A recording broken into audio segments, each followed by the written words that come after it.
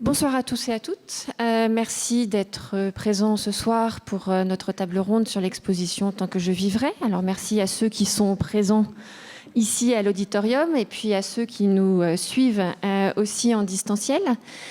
Donc cette année encore, le cycle des Jeudis de l'Art a décidé de s'achever avec une exposition. On a fait appel à un collectif, le collectif Artemisiae, en l'occurrence qui a été fondé par deux anciennes étudiantes de l'ICP. Donc c'est une façon aussi pour nous de mettre en valeur un petit peu le devenir de nos étudiants après la licence ou le master, et donc de faire une exposition qui vienne compléter notre cycle de l'année qui était sur la mémoire, se souvenir ou pas.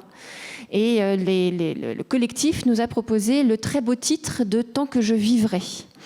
Donc nous sommes très heureux d'avoir cette table ronde ce soir qui va nous permettre de connaître, de comprendre ce que nos créatrices, nos artistes ont fait pour l'exposition. Et à l'issue de l'exposition, vous pourrez bien entendu aller voir les œuvres qui sont présentées. L'exposition est ouverte jusqu'à samedi après-midi. Donc même ceux qui sont en distanciel et qui ne pouvaient pas venir se joindre à nous ce soir auront le temps vendredi et samedi de voir les œuvres et de se confronter à ces œuvres telles qu'elles vont nous être présentées ce soir. Donc tout d'abord, merci à toutes d'avoir accepté ce challenge de l'exposition à l'ICP. Merci à Léa, et Léa aussi, puisqu'elle est absente, mais quand même parmi nous par la pensée, d'avoir proposé ce très beau titre. Et on va commencer justement par le collectif. Je pense que c'est quelque chose qui peut intéresser nos étudiants présents et de façon globale aussi notre public, à savoir qu'est-ce que le collectif Artemisiae, comment est-ce que vous l'avez fondé, quel est votre objectif, etc. etc. Alors tout d'abord, merci à toutes les personnes qui sont présentes ce soir et merci à vous de nous recevoir et de nous faire confiance à nos artistes, à Léa. Donc, nous sommes deux Léa, c'est pour ça que Léa et Léa, très pratique. Mais du coup, oui, Léa qui ne peut pas être là ce soir et moi-même qui avons été en licence d'histoire de l'art à l'ICP. J'ai fini il y a 3 ans, Léa il y a 2 ans et la confiance continue, donc merci beaucoup. Le collectif, du coup, Artemisiae, maintenant on est une association, mais on a décidé de garder le nom collectif Artemisiae. Il a été fondé après le Covid. En fait, Léa était en 2e année à l'ICP et artiste à côté. Moi, j'étais en 3e année déjà dans l'idée de faire de la recherche. Et en fait, on a remarqué qu'elle avait moins d'opportunités après le Covid et aussi déjà en tant que femme pour des expositions. C'était plus difficile de trouver des opportunités. Elle a dit, puisque c'est comme ça, je veux créer ma propre opportunité. Est-ce que tu me suis ? Et tout de suite, j'ai dit oui. Ça s'est fait très très vite. Au début, Léa voulait créer une exposition tout de suite. J'ai dit non, on prend notre temps. On pourrait trouver des moyens, etc. Laisser mûrir le projet, mais pourquoi pas créer peut-être, je sais pas. Et en fait, l'idée d'une association est venue comme ça. Donc on s'est renseigné, on a contacté différentes artistes. 3 nous ont fait confiance au début, puis rapidement on a Chloé et Caroline qui se sont jointes au projet, puis au fur et à mesure d'autres artistes, donc, dont Mathilde, Mélanie ou encore Emmanuel. Et en fait ça s'est fait très naturellement, ça a été inauguré le 9 novembre 2020. Et là, en 3 ans et demi, notre beau bébé, notre beau projet a bien évolué avec donc 2 expositions personnelles, tout en groupe, mais ensemble, organisées par nous-mêmes avec du crowdfunding, etc. Et aussi différents événements, des festivals, etc. etc. Je rebondis tout de suite. Vous avez évoqué la difficulté parfois pour une artiste en tant que femme, notamment d'exposer. Comment vous concevez-vous l'art féminin ou féministe ? Je conçois pas particulièrement l'art. Je comprends que certains artistes, certaines artistes aient envie de revendiquer leur genre ou leur fluidité, etc. Moi, je vois surtout les difficultés liées au genre. Je ne le vois pas forcément dans l'art. Par exemple, je suis spécialiste de Dada aujourd'hui, je ne vais pas me demander si je vois La Fontaine de Duchamp pour la première fois qui l'a réalisé, si c'est un homme ou une femme ou une personne non-binaire, peu importe. Mais en revanche, derrière, parce que j'ai la chance de côtoyer depuis longtemps des artistes émergents qui sont face à la réalité du terrain aujourd'hui. J'ai remarqué en revanche que effectivement le sexisme et toutes les autres formes de discrimination existent aussi en tant qu'artiste contemporain. Et du coup, c'est plus sous ce prisme-là que j'ai décidé de lier ma passion, qui est l'art, à mes convictions. Et c'est comme ça qu'avec Léa, on est meilleures amies, on a ces mêmes convictions, cette même passion qui nous a liés dès le début, depuis 6 ans maintenant. Ça fait 6 ans qu'on se connaît, depuis avril d'ailleurs. Et du coup, oui, c'est comme ça que c'est venu. C'est pas par le prisme de l'art féminin, l'art masculin, ou etc. Voilà. Et justement, pour l'exposition Tant que je vivrai, est-ce que vous pouvez nous raconter un peu la genèse du projet et la façon dont vous avez embrassé finalement le petit bébé, tout petit par rapport au collectif, mais tout petit bébé qu'on a pu vous transmettre. Mais quel beau bébé. Oui, alors déjà, il faut savoir que j'étais présente. Léa n'avait pas pu être présente à la dernière table ronde organisée par les Jeudis de l'Art, mais on avait toutes les deux été présentes au vernissage. Et du coup, votre équipe nous avait proposé de participer pour le volet de cette année, et avait déjà émis l'idée de la mémoire. Donc on s'est dit, ouh là là, la mémoire, comment on va traiter ça? Et en fait, en voyant votre brochure et en voyant plus amplement les thématiques qui étaient proposées, on a voulu se recentraliser sur notre collectif, donc sur Artemisiae. Le nom vient de Artemisia Gentileschi, qu'on a mis au pluriel, latin pluriel, puisque on espère ne pas toutes être destinées à devenir des Artemisia Gentileschi, donc à tomber dans l'oubli, à cause de la mémoire des femmes artistes dans l'histoire de l'art, qui est souvent mise de côté et qui est redécouverte seulement depuis quelques années. Donc on s'est replongé dans les bouquins sur Artemisia Gentileschi, on a vu cette citation qui débutait par « Tant que je vivrai », et sur cette volonté d'Artemisia Gentileschi d'être une artiste indépendante, totalement indépendante, libre de ses choix. On sait aujourd'hui que ça n'a pas été facile et que ça n'a pas toujours été le cas.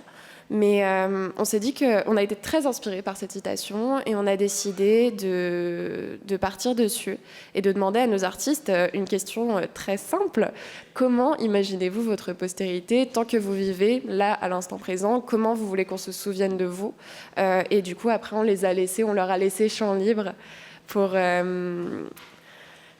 la création, tout simplement, puisque l'objectif, ce n'est pas de limiter nos artistes, mais bien de leur laisser un maximum d'opportunités.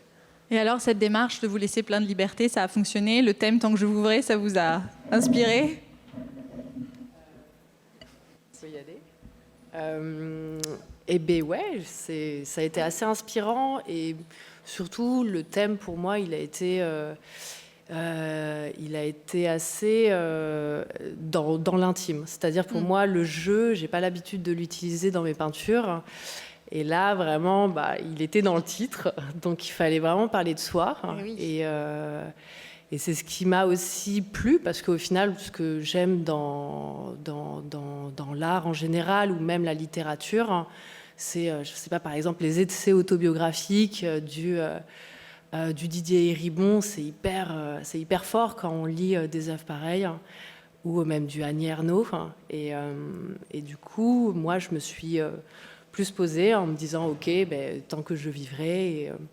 Et du coup, j'en suis venue à cette notion de l'intimité, donc de questionner mon intimité, et notamment la mémoire des identités sexuelles.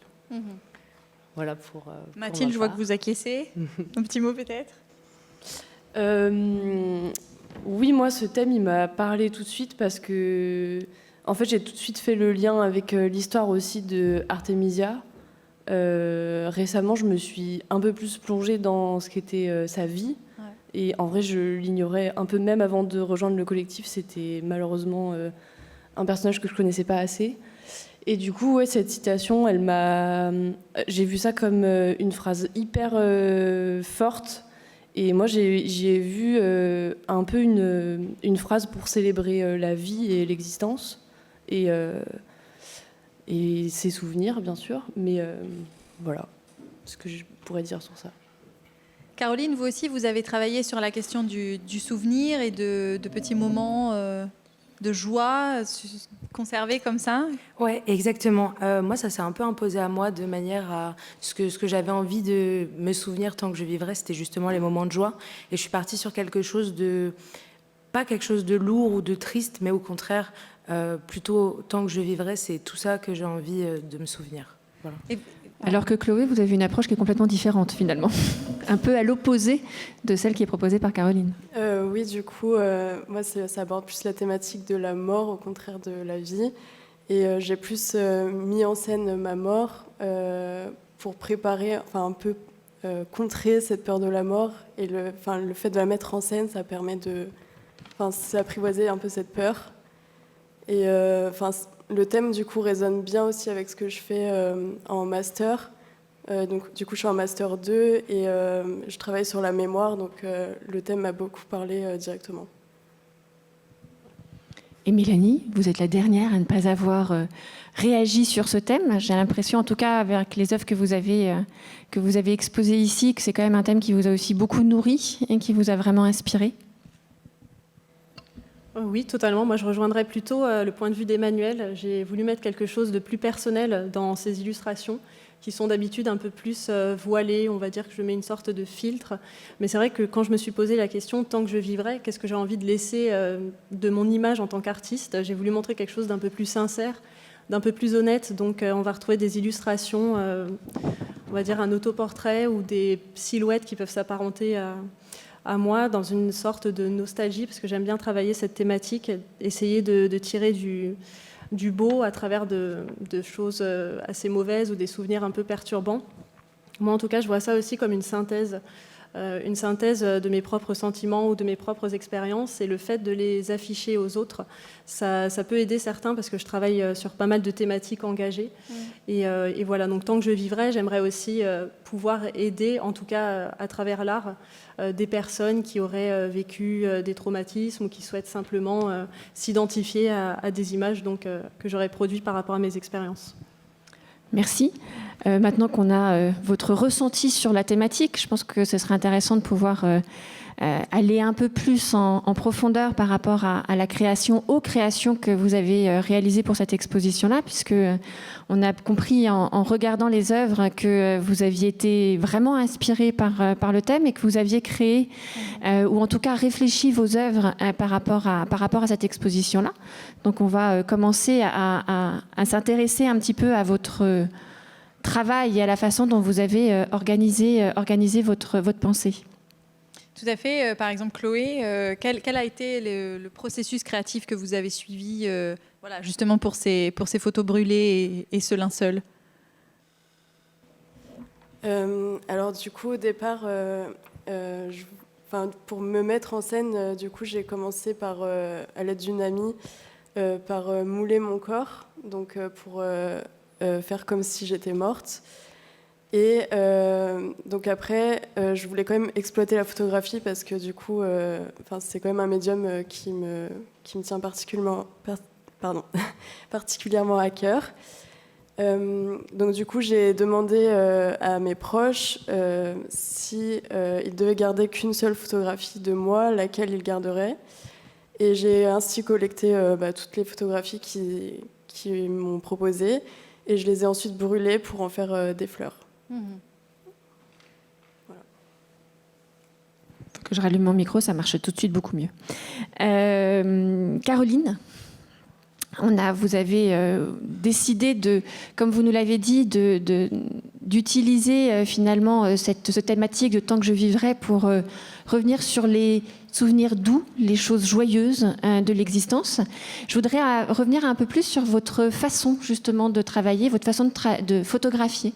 En fait, quelle est votre approche de la photographie? Quelle est votre approche du sujet photographié? Finalement, qu'est-ce qui vous inspire? Qu'est-ce qui vous incite à sortir l'appareil photo pour immortaliser finalement un moment fugace par essence? Alors, en fait, paradoxalement, s'il n'y a pas de réflexion vraiment derrière, volontairement, je suis toujours avec un appareil photo dans la poche ou en tout cas dans le sac, prête à justement le sortir à tout moment. Je pense que la première chose qui va me décider à faire une photo, c'est juste la beauté, l'esthétique. Donc c'est une certaine esthétique qui peut me plaire. Après, dans mes photos, il y a l'eau, la mer, les lacs, peu importe, toute forme d'eau qui revient de manière constante. C'est un peu comme une obsession. Et je m'en rends pas forcément compte. Donc je sais que ça, c'est quelque chose de très important pour moi. Et au niveau de l'approche, ça va être plus quelque chose de très discret. C'est-à-dire, je pense que si je pouvais être invisible et juste prendre les moments comme ça, je le ferais. J'ai pas envie d'interférer en fait dans le moment qu'il y a devant moi. Et à partir du moment où on me voit prendre une photo, je sais que c'est là où je peux modifier justement le moment. Oui, rien d'intrusif finalement. Exactement. Hein, de prendre l'instant et en étant... sans que les personnes, par exemple, qui vont se trouver par hasard sur la photo, soient conscientes du fait d'avoir été pris sur le moment. C'est ça, c'est pour ça que c'est souvent des personnes avec une certaine distance et ça va être souvent aussi de dos notamment, et parce que c'est justement l'envie de restituer le moment tel qu'il était sans l'altérer. Et vous, Mathilde, qui êtes également photographe, comment vous appréhendez les choses? Vous travaillez surtout en argentique? Moi, du coup, je rejoins grave ce que tu viens de dire. À l'inverse, je peux faire beaucoup de portraits posés, donc vraiment intervenir sur vraiment mon sujet. Mais sur les images que je présente ici à l'exposition et que je réalise beaucoup en ce moment depuis quelques années, je rejoins complètement le point de vue de Caroline, c'est que moi, je veux volontairement pas du tout intervenir sur mon sujet, faire aucune direction, avoir aucun regard, et vraiment juste capturer ce que moi j'ai dans mon œil, et je me débrouille en fait. C'est un peu une sorte de défi où je vois une image, je veux la voir et je me débrouille, quoi. Et résultat, quel est l'apport pour vous d'utiliser l'argentique par rapport au numérique, par exemple? C'est une très bonne question. J'ai beaucoup utilisé du numérique, du coup, surtout pour du portrait, et l'argentique, ça me permet... Au début, j'avais une approche très différente de l'argentique. Je prenais vraiment mon image et je partais, enfin, je passais à autre chose. Et en fait, je me suis dit que c'est pas forcément comme ça qu'on est obligé de l'utiliser. On peut tourner autour du sujet, on peut essayer plein de choses, même si on les voit pas, même si on voit pas le résultat immédiat. Mais moi, ce qui me plaît, c'est de pas être certain qu'on a eu la bonne image, mais peut-être. Et moi, c'est ça qui me plaît le plus. C'est la potentialité, finalement. Ouais, c'est ça, exactement. Et vous travaillez sur vos images une fois au moment de l'impression, puisque vous, comme c'est de l'argentique, les tirages, vous travaillez sur vos tirages? Ça dépend. Alors quand je fais les tirages moi-même, du coup, forcément, je le retravaille. Mais très souvent, malheureusement, je peux pas toujours les tirer sur du papier. Ça peut pas toujours devenir de la matière, mais ça redevient du coup image plutôt numérique parce que je travaille sur du scan. Et là, pour le coup, je me permets de retoucher un peu l'image, mais c'est surtout une question de contraste et de lumière, quoi. C'est pas plus d'artifice. Merci. Ouais. Emmanuel, on a vu au moment du montage que vous travaillez aussi sur les torchons, les torchons peints.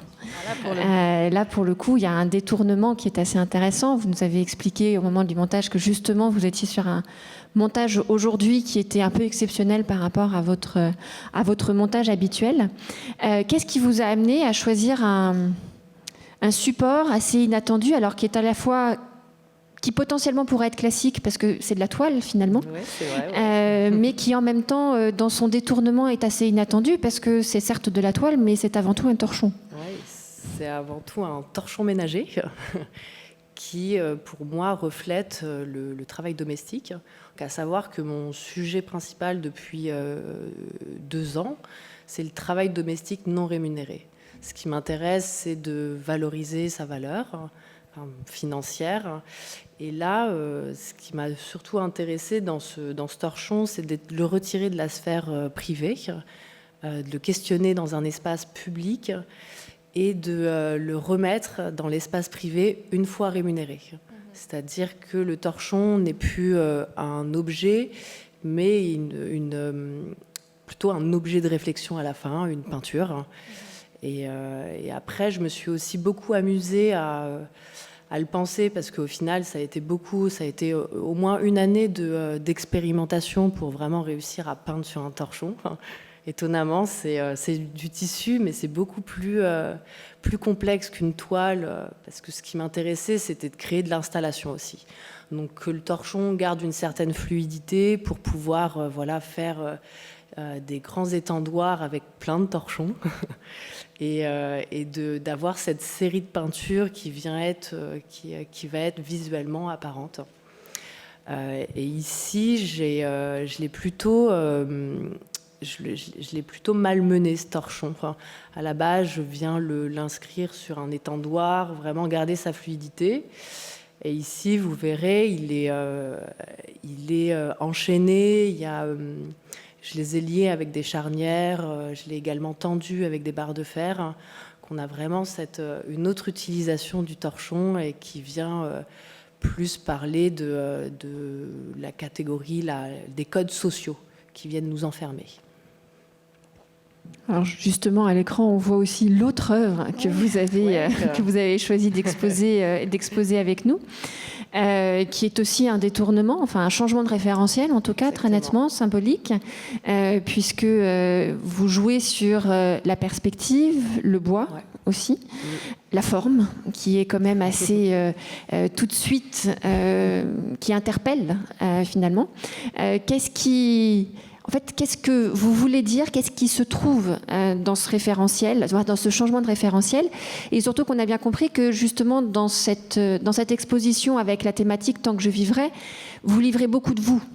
Vous avez une vision assez intime de cette thématique-là, et que donc cette forme de cercueil, elle interpelle quand même.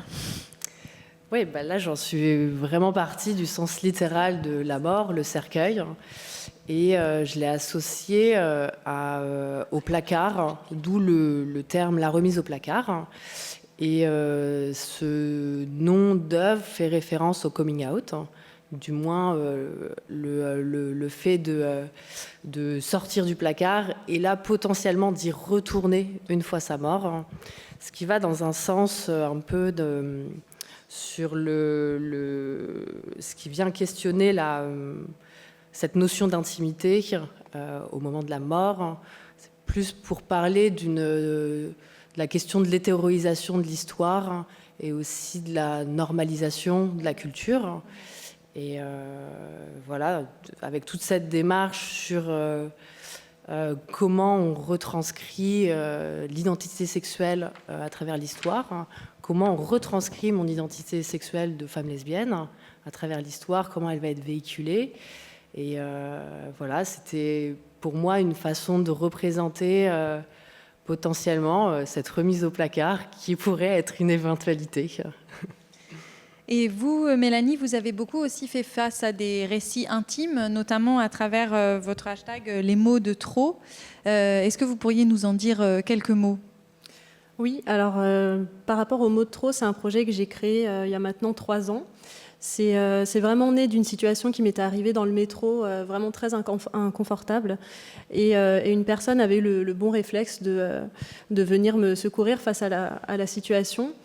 Et je me suis vraiment servi de l'art, en tout cas, pour évoquer cette situation. Donc c'est à travers des témoignages illustrés que vous allez retrouver des expériences que certaines personnes ont vécues et qui souhaitent s'exprimer sur ce genre de situation qui est parfois pas évidente, mais par le biais de l'illustration et toujours avec bienveillance. En fait, je vais réaliser les témoignages de ces personnes-là, et ce qui permet aussi de sensibiliser les personnes s'ils sont confrontés à vivre ce genre de situation. Donc, par exemple, là, pour le premier épisode personnel qui m'est arrivé dans le métro, j'ai voulu encourager cette démarche de venir vers l'autre, parce que c'est vrai que dans ce genre de situation, on ne sait pas trop comment aider la personne, on peut être vraiment tétanisé par la peur, la victime encore plus, parce qu'on, sur le coup, des fois, on se dit pourquoi t'as pas fait ci, pourquoi t'as pas fait ça, mais quand on se retrouve à vivre la situation, on est pris d'une peur où notre corps se protège de quelque chose. Donc c'est toujours intéressant d'avoir ces thématiques-là.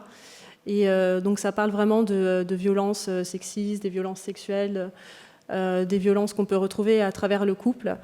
Et par rapport à mes autres illustrations qui sont exposées, effectivement, c'est aussi des œuvres un peu plus personnelles que ce que je peux proposer d'habitude, ce que vous pouvez voir sur les réseaux sociaux.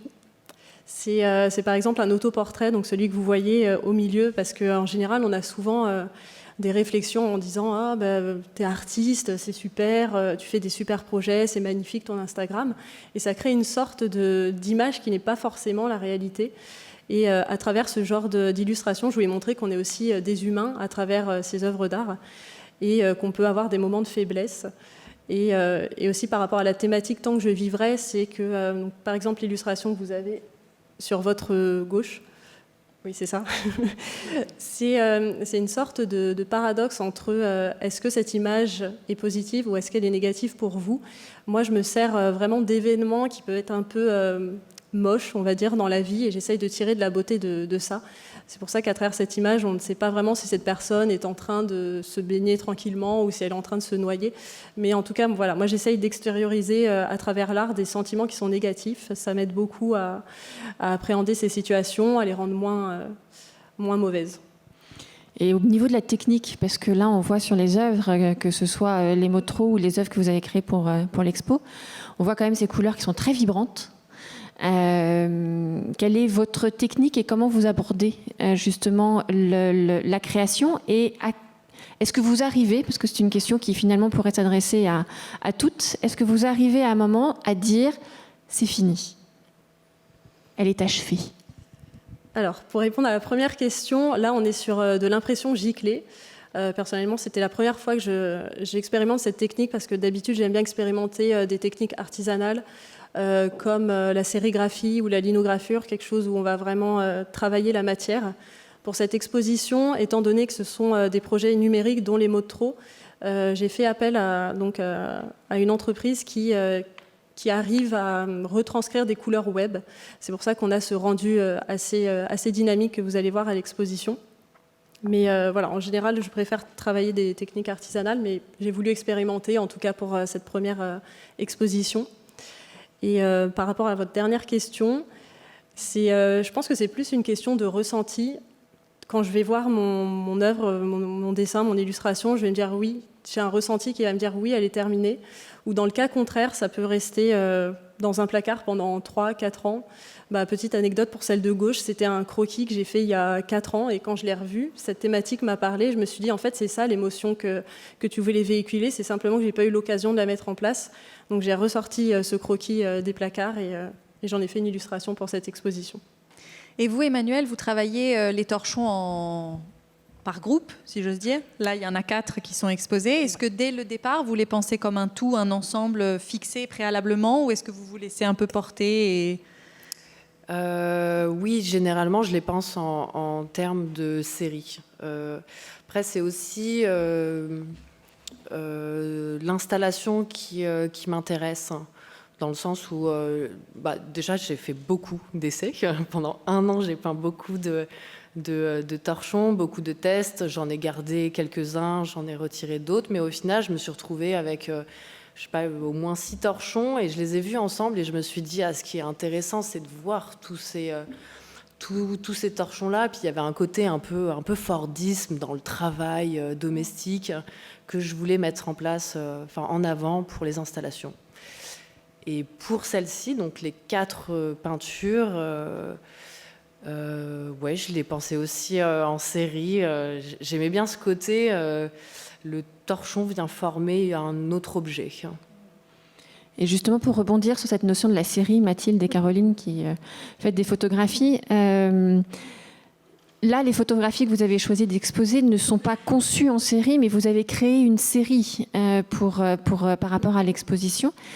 Comment ça se passe pour vous, justement, cette façon d'utiliser la photographie, de pouvoir finalement presque revoyager à travers les photographies que vous avez faites pour créer une série particulière et qui montre que les photos ont plusieurs angles d'attaque et plusieurs angles de compréhension?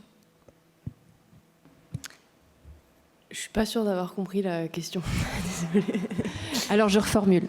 On parlait avec les torchons du fait de créer et que finalement, ce que nous disait Emmanuel, c'est qu'à force de créer les torchons, elle avait fini par voir apparaître une série. Est-ce que vous, dans les photographies, puisque les photographies que vous présentez là, que ce soit Mathilde ou Caroline, ces photos ne sont pas prévues, n'ont pas été conçues comme une série de photographies. Vous les avez faites avec une temporalité réfléchie, longue et voulue pour être présentées ensemble, mais que c'est finalement une sérialité que vous avez, qui s'est elle aussi imposée, presque peut-être, c'est finalement le sens de ma question, pour l'exposition par rapport au thème. Et donc, est-ce que vous aussi, vous avez eu cette impression d'avoir, en regardant, en voyageant à travers vos photos, vos archives, ce que vous aviez, vous avez eu aussi l'impression d'avoir cette idée de la série qui, au départ, des photos qui ne sont pas liées les unes aux autres, mais qui finalement apparaissent et s'imposent. Alors tout à l'heure, je rebondis sur ce que tu disais tout à l'heure, mais c'est vrai que moi j'ai souvent aussi des obsessions, genre elle parlait de l'eau, et moi ça peut être par exemple l'idée de silhouette. En fait, je me rends compte que dans mon processus, je suis toujours attirée par les mêmes choses et sous des formes différentes, mais visuellement c'est des petites obsessions que seul moi comprends, mais ça se voit pas forcément. Et du coup, en fait, je me rends compte que effectivement, je peux constituer des séries de à peu près tout ce que je photographie tout le temps. En fait, c'est qu'il y a toujours un point commun entre toutes ces images. Et là, par exemple, ce que je disais tout à l'heure, c'est que les photos que j'ai exposées pour l'occasion, effectivement, c'est pas forcément une série qui a été pensée de base, mais moi j'y trouve un point commun dans les mouvements, dans les lumières, dans les instants, dans la puissance des instants, dans le sentiment que j'ai ressenti aussi. Et voilà, j'avais déjà fait aussi carrément une série où pour le coup les images n'avaient rien à voir les unes avec les autres, mais moi je pars vraiment du côté sensoriel et du sentiment en général qui m'habite au moment de la prise de vue en fait, et qui fait que on peut en faire un groupe, on peut en faire une série et voilà. Je sais pas si tu voulais redire aussi. Du coup, pour rebondir sur ce que Mathilde a dit, je suis d'accord qu'il y a quelque chose de en fait très sensoriel, de l'ordre du ressentiment de qu'est-ce qu'on s'est dit au moment où on a pris les photos. Et je sais que personnellement, c'est toujours pour moi un calvaire de trier parce que pour moi, elles vont toutes ensemble. Et toutes les photos que je fais, c'est comme une immense série. Et à chaque fois, il faut trier. Là, je dirais que j'ai plus trié par choses purement esthétiques. C'est-à-dire que j'ai pris des choses qui avaient des forts contrastes. Et c'est pas toujours le cas. Souvent, il y a des grands aplats de bleu sur les photos, de par la mer, les lacs, ou même de vert. Et là, j'ai choisi des choses un peu plus détaillées, comme par exemple celle avec toutes les feuilles, où il y a plein de détails dans les feuilles, ou à côté celle de la roche, où c'est très détaillé et ça fait pas de grands aplats de couleurs. C'est en ça que pour moi, je les ai réunis, surtout par le contraste et l'esthétique. Et est-ce que vous aussi, vous tirez vos photos directement, les photos argentiques ? Alors, ça peut m'arriver, mais là, non, je les ai travaillées en numérique parce que j'aime bien les retravailler sur l'ordinateur numériquement. Et après, je les tire à partir d'un fichier donc numérique. Mais je travaille essentiellement à l'argentique. Et je ne vais pas redire ce qu'a dit Mathilde, mais franchement, c'est plus le côté est-ce que l'image est réussie et est-ce qu'elle va ressembler à ce qu'on imagine ? Oui, c'est toujours là, cette idée de la potentialité. Tant qu'on n'a pas développé la photo, elle existe dans la tête, mais elle n'existe pas encore dans le regard des autres. Et donc forcément, dès qu'on la tire, elle change de potentialité. Exactement. Et vous, Chloé, dans la série des photos que vous avez demandées à vos proches, est-ce que justement vous avez pu déceler des thèmes qui revenaient ? Quels étaient les choix qui étaient faits par vos proches et est-ce que ça vous a particulièrement marqué ? En tout cas, j'ai pu remarquer que pour ma famille, c'était souvent des photos d'enfance. Et pour mes proches, mes amis, etc., ils me connaissaient pas quand j'étais petite, donc c'est plutôt des photos récentes. Mais sinon, j'ai pas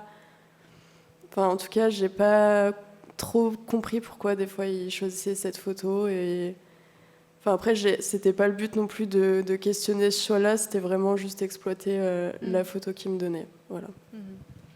Alors, on monopolise la conversation et on monopolise les questions. Mais bien entendu, si vous avez des questions dans le public ou même si vous avez des questions en distanciel, vous pouvez les inscrire sur le chat et on se fera un plaisir soit de vous passer le micro ici, soit de transmettre les interrogations et les questions qui peuvent intervenir sur le chat. Donc déjà, est-ce qu'il y a des questions qui apparaissent ici? Une prise de parole? Non, on va continuer à monopoliser la conversation, c'est pas un problème. Ça va très bien.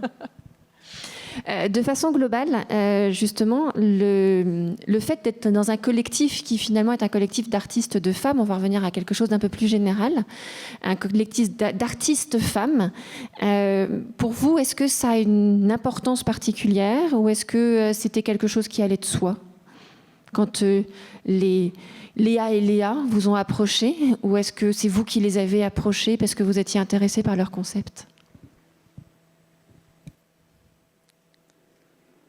Je vais peut-être commencer par dire comment les artistes intègrent Artemisiae. Je pense que ça permet d'avoir un meilleur aperçu. Quand on a commencé, on a démarché des artistes, mais c'était tout nouveau. C'était vraiment l'aspect embryonnaire encore du projet, donc on a démarché des artistes.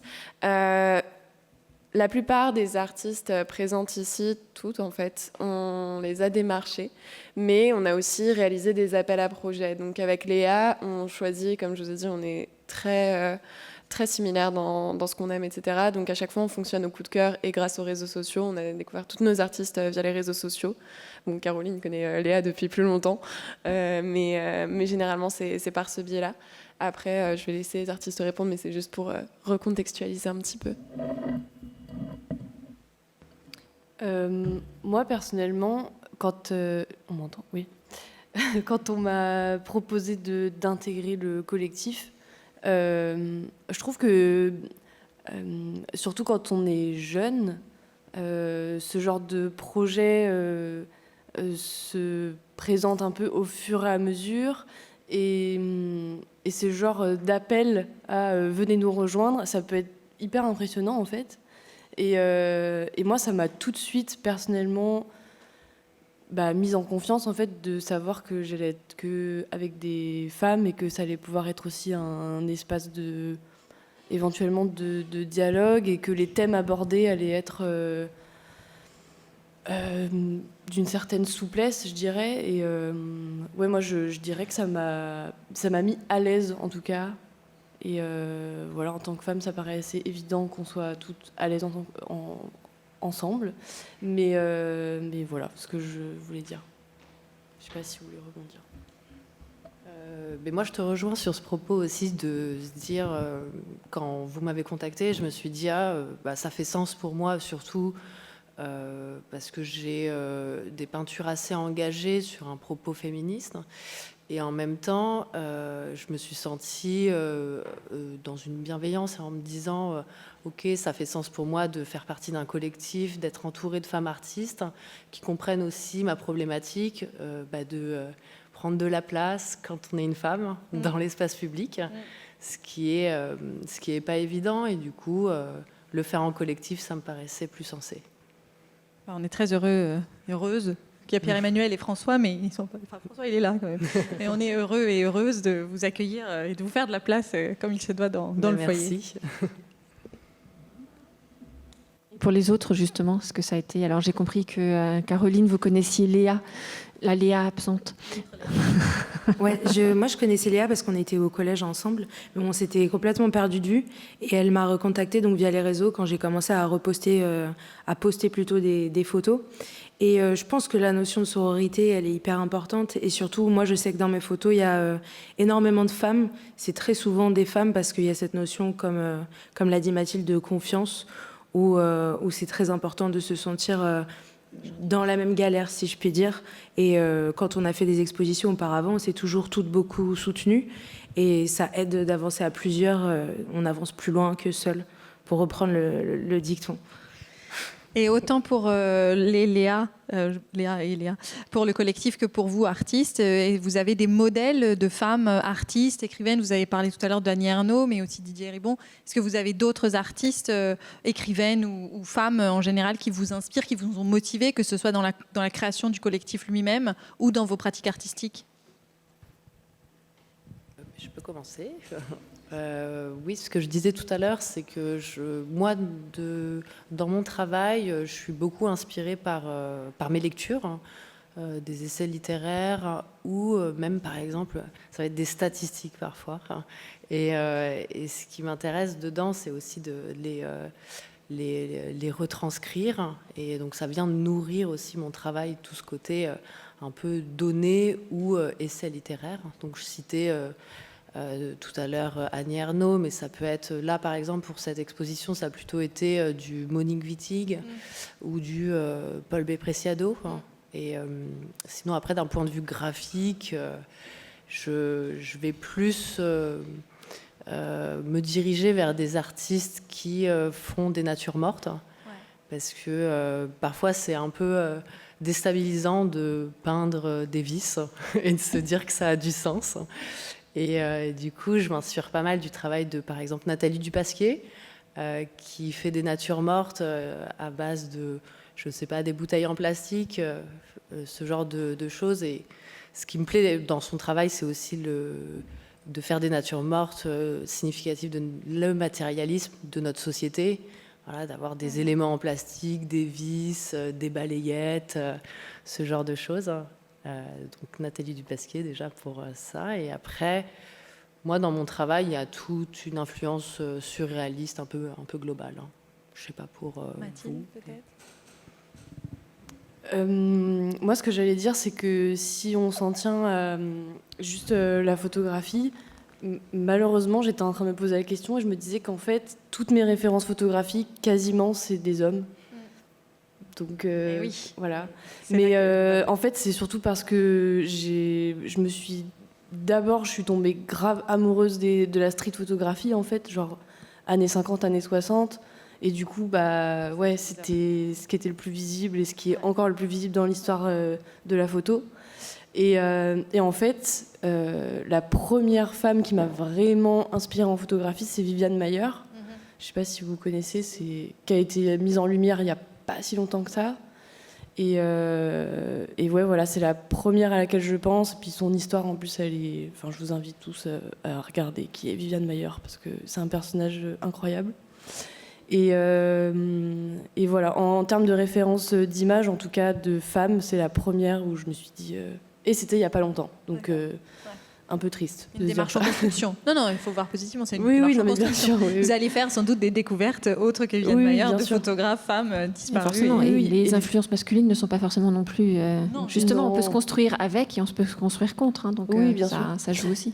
Mais ce que j'allais dire aussi, c'est que les références un peu plus récentes, là, pour le coup, je peux trouver vraiment des références féminines. Mais ouais, vu que, comme je disais, je m'inspire pas mal des vieilles photos, ben ouais, c'est surtout des hommes qui ont fait ça. Oui, c'est sûr que pour le grain, c'est les photos plutôt des années 50-60. Ouais, c'est ça. On reconnaît dans vos photos, justement, dans le travail du flou, on reconnaît un peu cette recherche du grain qu'on connaît bien avec les photos un peu plus anciennes. Mhm. Et vous, Mélanie, quels sont vos...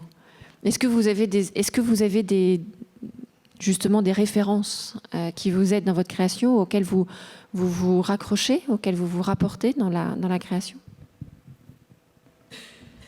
Je pense que d'un point de vue graphique, et ça se ressent à travers notamment les illustrations, j'aime beaucoup Matisse et je pense qu'on peut le voir à travers les couleurs, les formes, les sortes d'ondulations à travers ce travail. Aussi en termes d'inspiration, j'aime bien tout ce qui est art nouveau, donc toutes les courbes qu'on va retrouver dans ce courant-là. Et également aussi, sans citer d'artistes, c'est de tous les événements ou de tous les petits détails qu'on peut trouver dans le quotidien. Donc ça peut être vraiment des choses très bizarres, comme un coin d'escalier qui va former un angle avec la lumière, ça va former quelque chose de très graphique, et il y a quelque chose qui va se passer dans la tête, et une illustration va survenir. Mais comme vous le verrez dans les illustrations, c'est en tout cas ce procédé graphique que j'aime bien reproduire, jouer avec les formes et les couleurs. Et pour la constitution du collectif, vous aviez ce désir vraiment de travailler avec des femmes et vous aviez des modèles féminins qui vous inspiraient particulièrement? En fait, comme je vous ai dit, quand on a créé Artemisiae, j'étais en 3e année de licence et Léa en 2e. Léa, on a tout de suite voulu avoir uniquement des femmes artistes parce qu'on avait ce besoin de non-mixité pour nous sentir plus à l'aise, plus en confiance.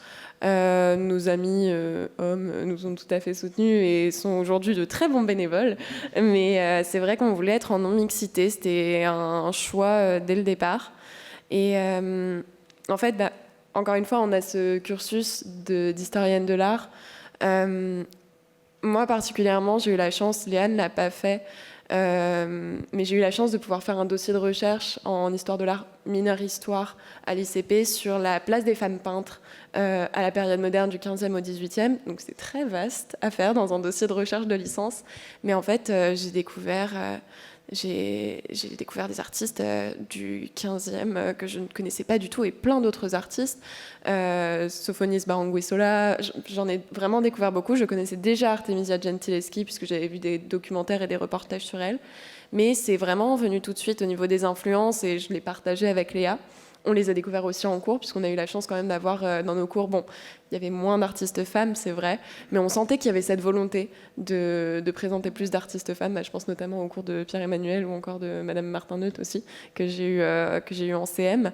Et moi, aujourd'hui, j'ai pas la chance de travailler sur des femmes artistes, de faire ma thèse sur une femme artiste, c'est pas le cas, mais j'essaye toujours de leur mettre une place, de leur réserver une place privilégiée. C'est quelque chose, même si c'est pas dans mon discours de chercheuse aujourd'hui, par exemple, je vais faire toute une partie sur le mythe de la femme discrète dans le discours des années 60, sur l'historicisation du dadaïsme. C'est une partie qui me tient énormément à cœur. C'est quelque chose qui reste et qui reste aussi, qui me revient à chaque fois grâce à Artemisiae, puisque je vois nos artistes, on essaye de leur donner des opportunités, mais c'est vrai que face au nombre d'opportunités pour les artistes hommes, c'est vrai qu'il y en a moins pour les femmes. Donc nous, à chaque fois, on essaye d'en dénicher. Et c'est vrai que on a envie de contribuer à notre échelle à cette représentation des femmes artistes suite à tout l'effacement qu'elles ont vécu pendant des siècles. Et c'est pas pour rien, encore une fois, qu'on s'appelle Artemisiae, un hommage à Artemisia Gentileschi. C'est vraiment...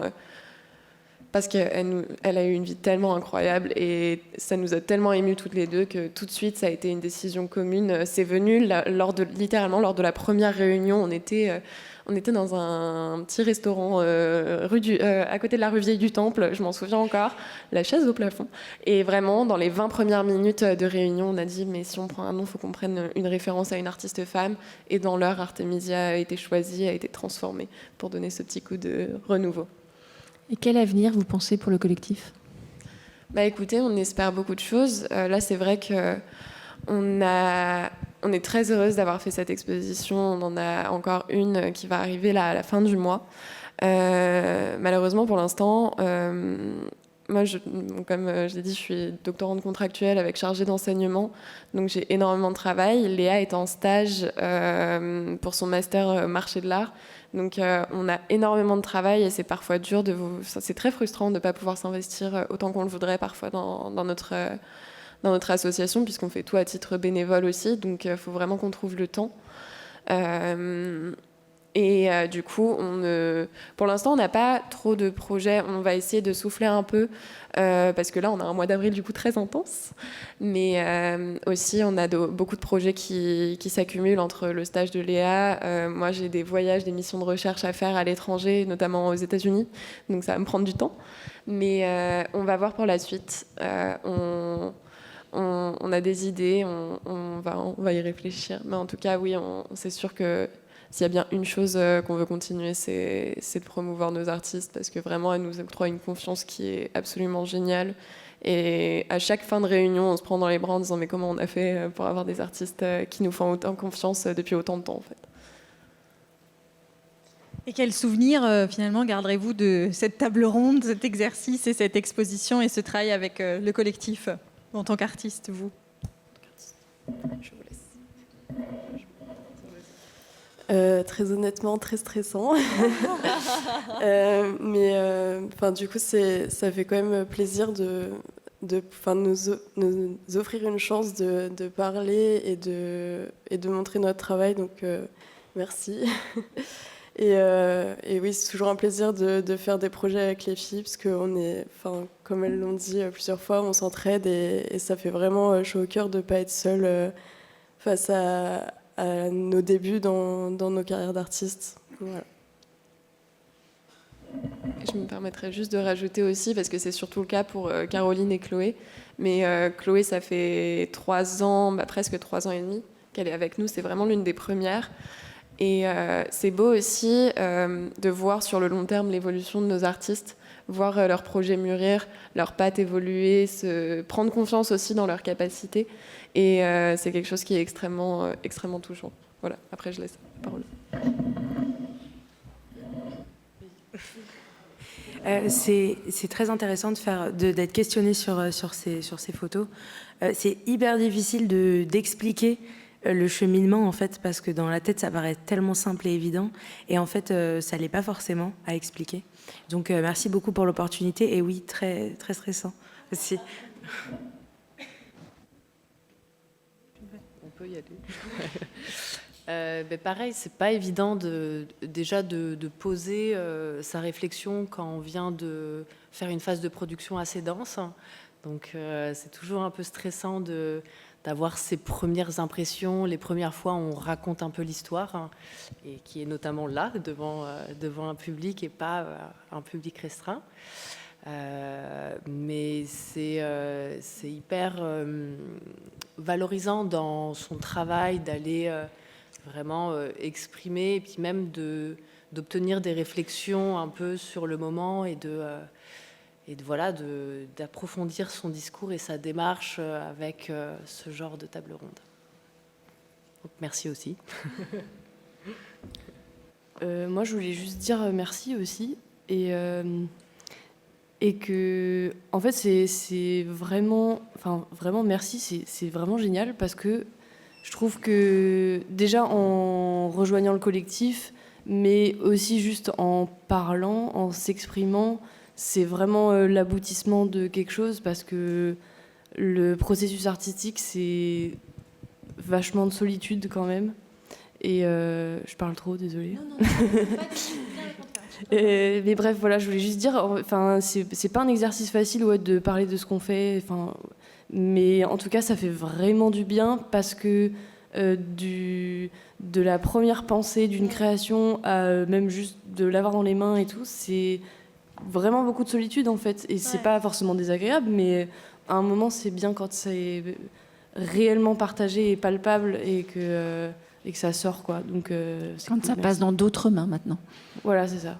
Ouais, nous, vous êtes au bon endroit. Ici, il y a beaucoup de chercheurs. On sait tous bien ce que c'est. Le travail solitaire. Ouais, c'est chouette de le partager de temps en temps. Mais en tout cas, on est très, très heureuse de vous accueillir. Écoutez, si vous n'avez pas de questions, s'il y a une question. C'est parfait. Bonsoir, merci beaucoup aux organisatrices de ces Jeudis de l'Art. Pour être une ancienne élève de l'ICP, ça fait très plaisir de revenir 10 ans après avec ce genre de thématique traitée ici, c'est positif.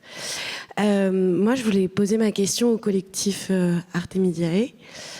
Il y a une différence et une difficulté quand on monte une exposition entre quand on est chercheuse et quand on est commissaire d'exposition, où la recherche nous pousse à avoir un rapport scientifique aux œuvres, et le rapport curatorial pose aussi d'autres problématiques. Je voulais savoir en fait comment est-ce que le fait de penser une exposition, sa sélection et son accrochage a aussi ouvert de nouvelles portes pour vous ou pas?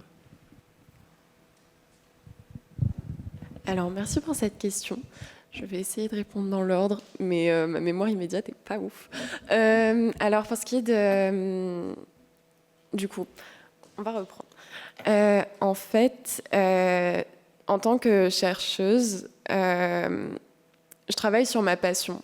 Je travaille sur le dadaïsme, et c'est quelque chose qui vraiment me transporte tous les jours. Quand je travaille pour Artemidiae, c'est mon bébé. C'est vraiment mon premier gros projet. Et c'est très important pour moi aussi parce que c'est le premier projet que je tiens. Quand j'étais ado, déjà, je créais des petits projets sur les réseaux sociaux, etc. Ça tenait pas, je tenais 2 semaines et je passais à autre chose. Et là, c'est le premier projet que je tiens. La première exposition qui a eu lieu en 2022, c'était vraiment la représentation, la matérialisation de ce qu'on avait sur les réseaux sociaux où il n'y avait pas de thématique. C'était vraiment plein d'œuvres. Mais là, par exemple, pour la deuxième qu'on a eue en septembre dernier, on a eu une thématique cœur à corps. Et là, pour le coup, il a vraiment fallu trouver un endroit plus grand pour recevoir quand même 15 artistes. Il a fallu sélectionner des œuvres, trouver des prix, donc gérer aussi comment on met un prix sur la valeur, quelle est la valeur du travail de nos artistes. Et souvent aussi leur dire non, il faut rehausser, ton travail compte. Ça, c'est quelque chose qui est très compliqué. Pour la partie marché de l'art, je laisse plus la part à Léa, qui s'y connaît plus que moi et qui a aussi plus de poigne aussi sur certains aspects à ce niveau-là. Moi, je suis très forte en vente, mais elle est très forte aussi pour le dialogue. On se complète très bien sur ça. Après, d'un point de vue curatorial, moi, si un jour je peux créer des expositions dans des institutions muséales, c'est vraiment un de mes objectifs, d'être conservatrice et de faire du commissariat d'exposition. Donc forcément, j'accorde beaucoup d'importance à ça. Pour moi, ce sont mes premières expériences, mais elles sont fondatrices et elles sont extrêmement importantes. Après, je m'octroie plus de liberté dans le sens où je suis très perfectionniste, j'adore diriger un projet et que ce soit bien fait.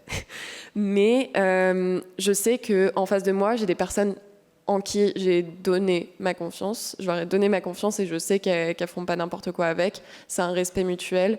Donc je sais aussi que je peux souffler. Et ça m'octroie plus de liberté au niveau de tout, en fait, de toute l'organisation.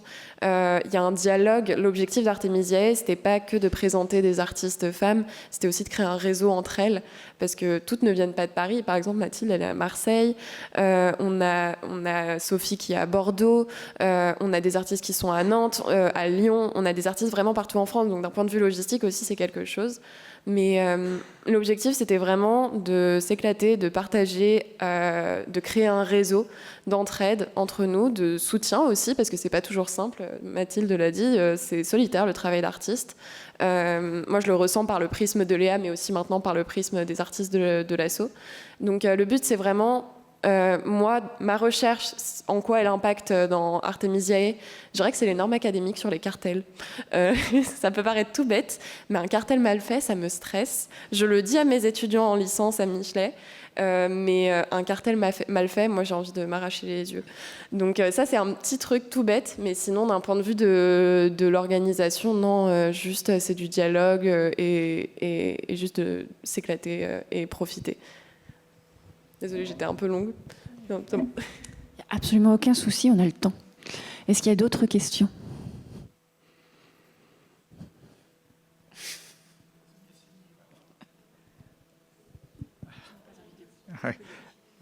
Oui, moi je suis historien de l'art et plutôt arancien.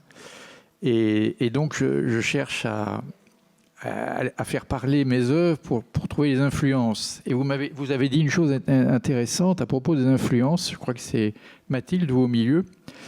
Vous nous avez dit, oui, ce sont des hommes, mais semblant le regretter.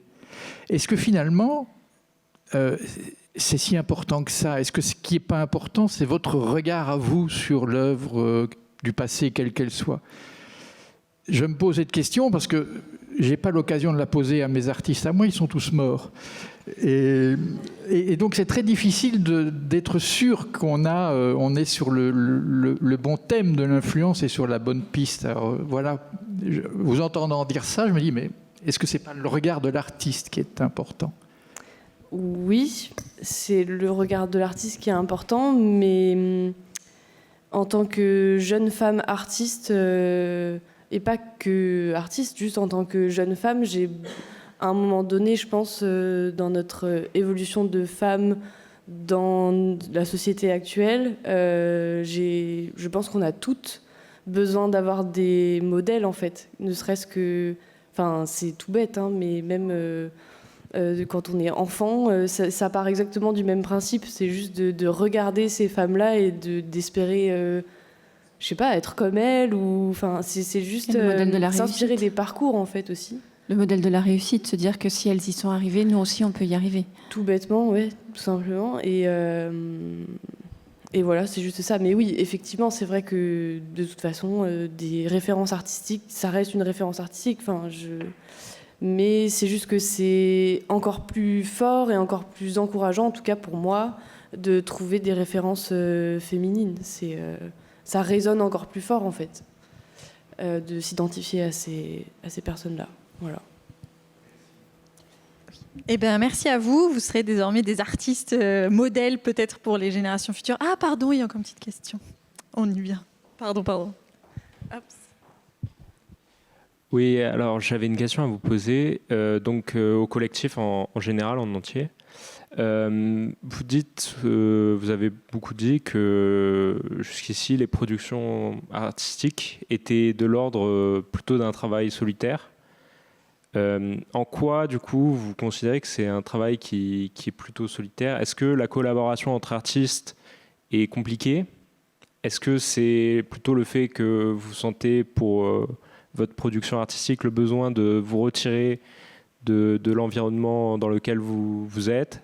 Qu'est-ce que ça veut dire en fait que le travail d'artiste est solitaire? Je pense qu'après, ça va être très propre à chacune d'entre nous. Mais je pense qu'effectivement, quand on a une thématique notamment à traiter, on a besoin de faire comme une introspection et de regarder qu'est-ce que nous, on a envie de sortir, qu'est-ce que nous, on a envie de dire. Et forcément, faire des associations avec d'autres artistes, ça... Pour moi, je parle pour moi, hein, ça complique la chose parce qu'il faut avoir envie de faire passer le même message et de la même manière. Et c'est pas forcément évident à mon sens. Je pense qu'il y a un peu des deux dans les deux questions que vous avez posées. Il y a, en tout cas, exactement d'un point de vue personnel, moi, ça va me permettre d'extérioriser des sentiments ou des pensées qui sont vraiment très personnelles, que j'ai pour autant envie de partager au monde, parce que je pense qu'on a quand même pas mal de situations en commun ou auxquelles on peut s'identifier. Sûrement aussi par rapport au fait que vous soyez dans un collectif qui peut partager des expériences communes, ce genre de choses. Je pense, enfin en tout cas pour moi, le fait d'avoir rejoint le collectif, c'est comme on le disait, quand on travaille, on est de manière très solitaire. Moi, à côté, je travaille en tant que directrice artistique indépendante, donc ça va être aussi mettre le service de l'art pour des clients et de demandes spécifiques. Mais quand on se retrouve dans un collectif d'artistes, moi j'aime bien en fait partager mon travail aux autres et surtout voir ce qu'elles font, parce que là par exemple on a une thématique en commun, Tant que je vivrai, et pourtant quand vous allez découvrir l'exposition, on a vraiment des visions totalement différentes, mais qui vont nous nourrir au final à travers notre travail personnel. Donc finalement ça infuse un peu dans votre travail ce que les autres peuvent produire. Je pense que dans tous les cas, on s'inspire, même si c'est sans le vouloir ou pas, des autres et de ce qu'on peut voir. Ouais. Donc je dirais oui. Ok. Oui, je voulais rejoindre ton propos sur le fait qu'au final, on crée des œuvres de façon solitaire, mais c'est à ce moment-là où on les expose qu'on vient créer du collectif, on vient rattacher notre vision à d'autres visions, et ce qui vient créer un panel de questionnements, et c'est là où on se retrouve moins seul. Et aussi, c'est l'occasion d'aborder d'autres thèmes, plus des problématiques pures et dures de notre vie artistique, de les partager à ce moment-là, mais pas pendant la phase de production. Très bien. Cette fois-ci, j'ai l'impression qu'il n'y a plus de questions. Je voulais juste finir en rajoutant, si ça vous dérange Oui, pas. je vous en prie. Je voulais juste revenir sur une slide. Bon, là, on voit que Léa Roxy, qui est l'une de nos photographes, et moi. Mais l'aboutissement de ces processus solitaires, c'est vraiment cet aspect de se retrouver tout ensemble. Là, du coup, c'est l'exposition Cœur à Corps. J'ai des dizaines, voire une bonne centaine de photographies du montage de l'exposition. Et là, on en a pris aujourd'hui aussi beaucoup. Parce que c'est vraiment le moment où on se retrouve, en fait, et où on peut parler de nos pratiques. On a la possibilité de le faire via les réseaux sociaux. Mais l'aboutissement de ce processus, parfois un peu solitaire, où on se nourrit quand même des idées des autres, en discutant, en communiquant, c'est vraiment aussi par ces expositions. Donc là, vous allez voir, c'est vraiment tout l'objectif d'Artemisiae, c'est de montrer plein d'univers différents et comment ils peuvent se rejoindre. On le fait sur les réseaux sociaux avec des couleurs similaires, des thématiques similaires, etc. Mais là, pour le coup, c'est vraiment une même thématique, des œuvres très différentes, des univers particuliers, vraiment uniques, et comment ils se retrouvent et comment ils forment une osmose, en fait, c'est vraiment l'aboutissement d'un processus solitaire, c'est de tout se retrouver par une exposition. Donc je pense que, j'espère que ça vous plaira, je pense que ça vous plaira. Mais là, vous allez voir du coup une journée de montage tout ensemble avec nos super bénévoles. D'ailleurs, je tiens à remercier nos bénévoles qui nous ont aidés aujourd'hui, qui sont en train de préparer le vernissage, je pense. Et oui, c'est vraiment l'aboutissement de mois de travail, mais ensuite d'heures de travail ensemble à tout organiser, comment on aménage, comment on prépare l'exposition pour que les œuvres se rencontrent, se contredisent parfois aussi, et voilà. Et justement, je pense que la transition est absolument parfaite pour maintenant aller voir les œuvres dont on a quand même beaucoup parlé ce soir et d'aller se confronter à elles et en profiter aussi pour profiter du vernissage qui nous attend à l'extérieur au niveau du foyer. En tout cas, je vous remercie beaucoup d'avoir été présents ce soir dans l'auditorium mais aussi en distanciel et j'espère que l'exposition vous plaira. Merci aux artistes qui ont accepté donc ce challenge de faire une exposition ici. Bonne soirée et surtout bonne visite.